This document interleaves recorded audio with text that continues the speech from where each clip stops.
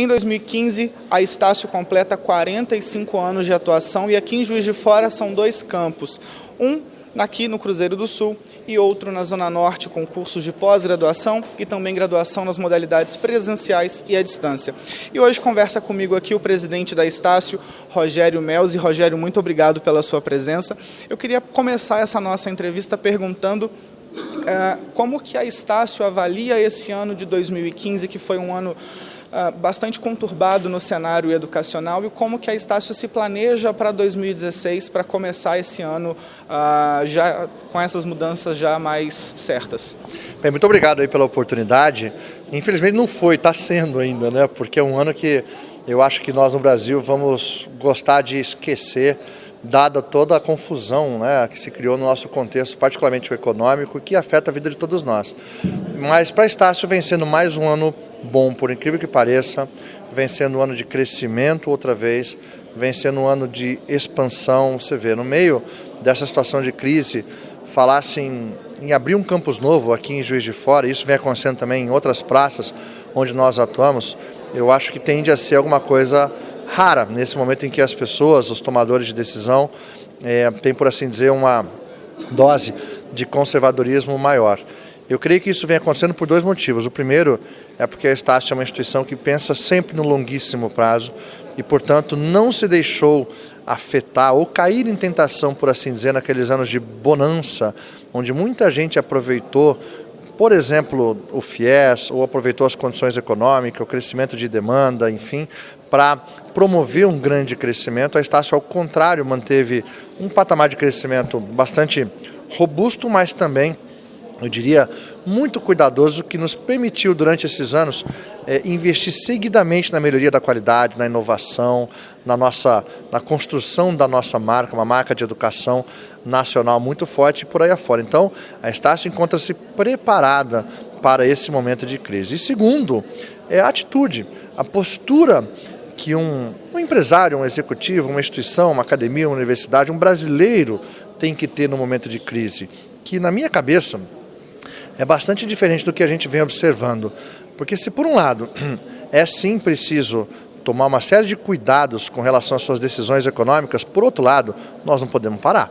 Porque se nós começarmos a acreditar que essa crise não tem fim, se nós começarmos a agir como se de fato o nosso país fosse acabar no meio dessa crise, aí sim nós corremos o risco de ver o nosso país enfrentando o caos. Então cabe a cada um de nós seguir adiante com a sua jornada, com os seus sonhos, com os seus projetos, de um modo mais cuidadoso, é verdade, mas seguir adiante. É por isso que a Estácio vem se dando bem em 2015 e é com a mesma ideia, com essa mesma atitude que nós vamos enfrentar 2016 e vamos nos dar bem outra vez.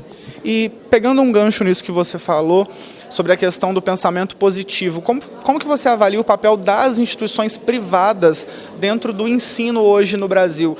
Elas se posicionam muito mais como só um local de aprendizado, mas também como um local de formação positiva desses alunos?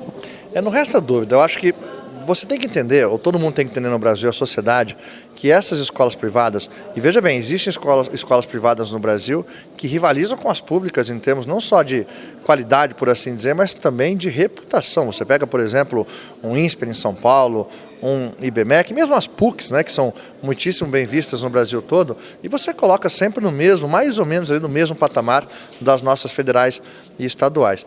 Mas nós aqui do ensino privado, por assim dizer, esse que trabalha com maior quantidade de alunos, nós temos um foco muito maior na formação desse nosso aluno para o mercado de trabalho.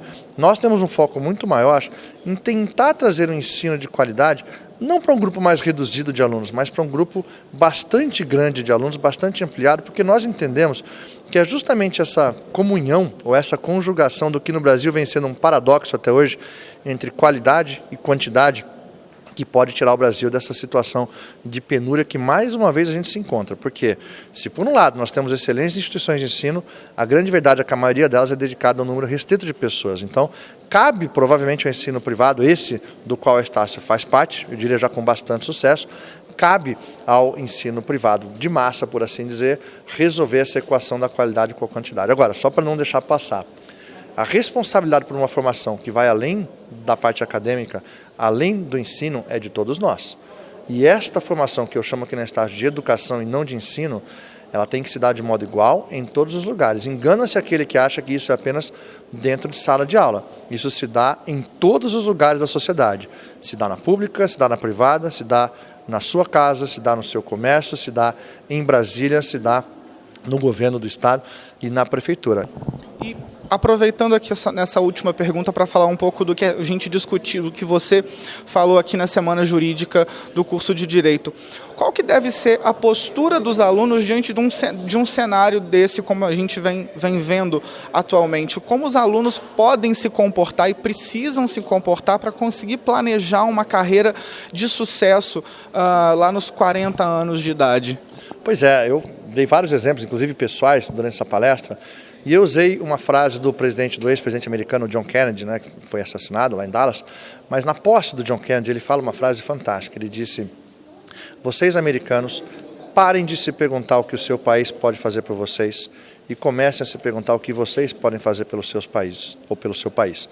E eu trago isso para o Brasil, não apenas para perguntar o que cada um dos nossos alunos e de nós brasileiros podemos fazer pelo nosso país, mas principalmente perguntar o que você pode fazer por si mesmo. Porque a primeira coisa que uma pessoa jovem, né, um universitário que hoje enfrenta essa crise tem que ter na cabeça é que não cabe autopiedade. Nós não podemos começar a acreditar que nós somos vítimas das circunstâncias e porque o Brasil vive essa crise que é dramática sim, em vários aspectos, as oportunidades não vão acontecer.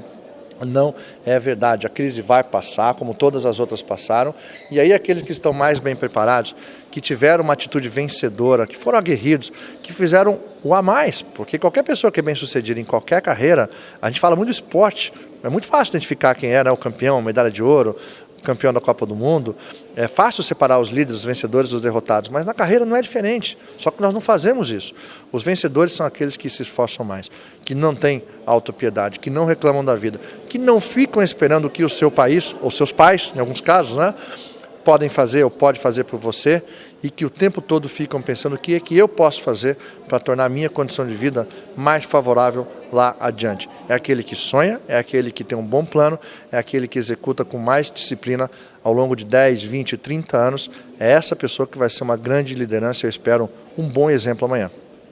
Tá certo, Rogério, muito obrigado pela entrevista aqui para Caderno e você que acompanhou esse vídeo, continue ligado na nossa TV, sempre com mais informações para você.